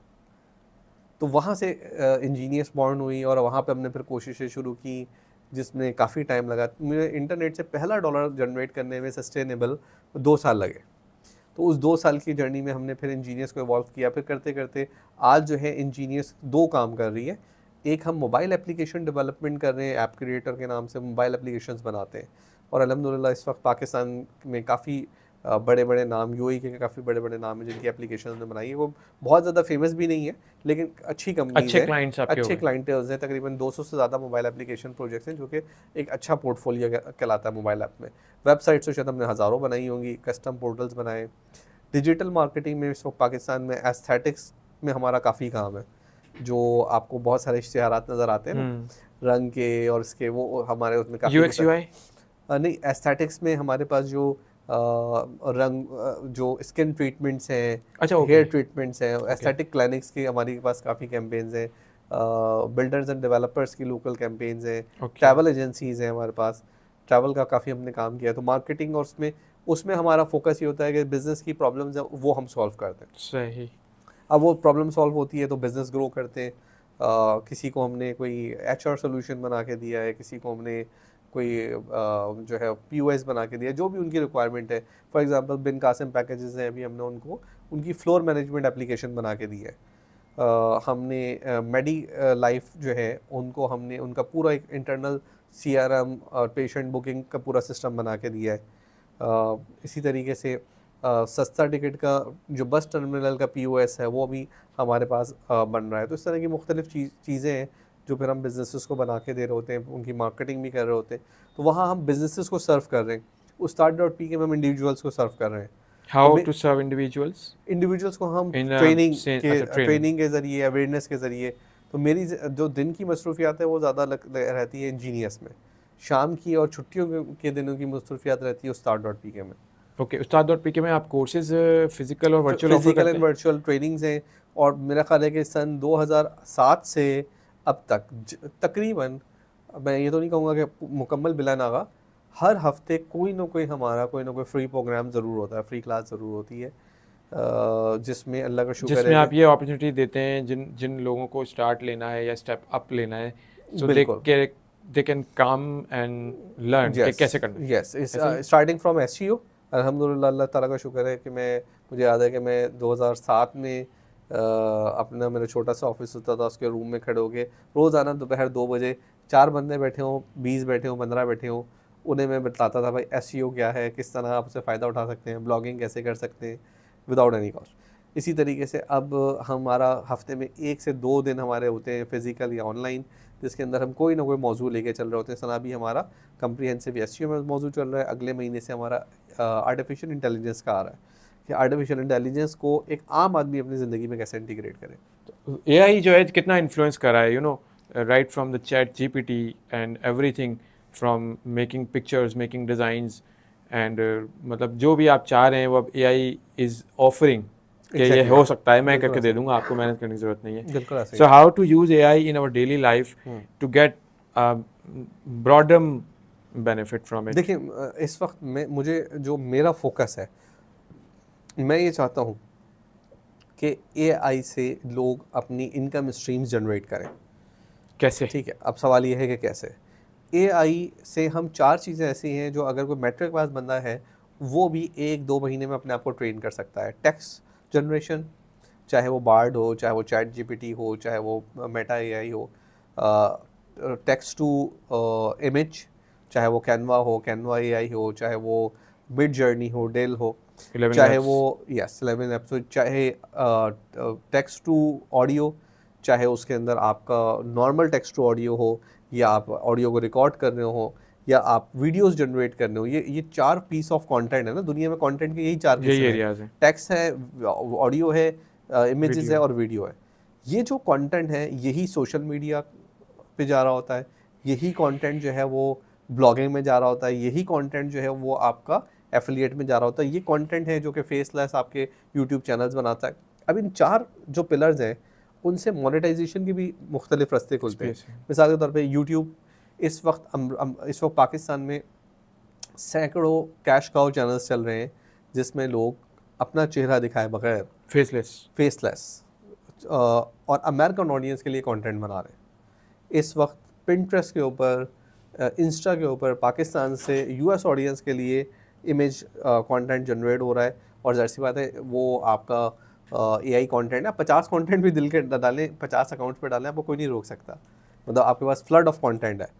फिर आप उसके अंदर जो AI से जो कंटेंट जनरेशन है उसकी अगर आप जाके देखें, फाइवर और अपवर्क पे डिमांड वो अपनी जगह एक मौजूद है। तो अब अगर आप देखें तो इनकम स्ट्रीम आपके पास क्या बन सकती है। अगर आपको सही कंटेंट जनरेट करना आ गया, स्क्रिप्टिंग आ गई, थोड़ी आपने ऑडियो वीडियो और सब चीज़ों को सही से देख लिया, तो आप एक यूट्यूब आपके पास है, आपको कुछ भी नहीं, आपको ना अपनी वॉइस चाहिए, वॉइस आप अपनी डाल दें तो कोई मसला नहीं है, लेकिन बहरहाल आपको अपना फेस वो भी मिल जाती है जी। अच्छा, फिर आप सोशल मीडिया अकाउंट्स अपने ऐसे जनरेट कर सकते हैं जिनको आप एफिलिएट से मोनेटाइज कर सकते हैं। फिर जो कंटेंट क्रिएशन आप कर रहे हैं इस वक्त सोशल मीडिया एजेंसी के तौर पे हम क्या प्रोवाइड करते हैं, हम रील्स और इमेजेस ही तो बना के देते हैं। हाँ। जब आप मुस्तकिल बेसिस पे वो डालते हैं तो बिजनेसेस को उससे रिस्पॉन्स मिलना शुरू हो जाता है। तो यानी कि आपकी AI content based social media agency generate हो सकती है।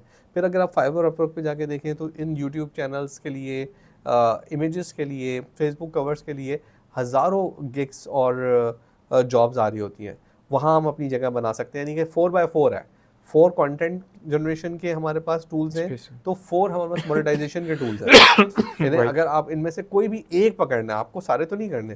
अगर आप यूट्यूब कर रहे हैं तो it will be enough for you. अगर आप सोशल मीडिया अकाउंट चला रहे हैं तो it will be more than enough for you. तो इस तरीके से ही आपको इसमें एक पूरा कम्प्रीहेंसिव अप्रोच मिल जाती है, जिसमें अगर कोई बंदा 6 महीने साल भी लगा लेगा तो उसके पास एक इनकम स्ट्रीम जनरेट हो जाएगी। That's really very nice. Thank you very much, Dilawar Ali Azimi Saab, for the podcast with me. Of course, you have highlight a very, very practical approaches to the people around us. Inshallah, we will see more podcasts with you. Thank you very much.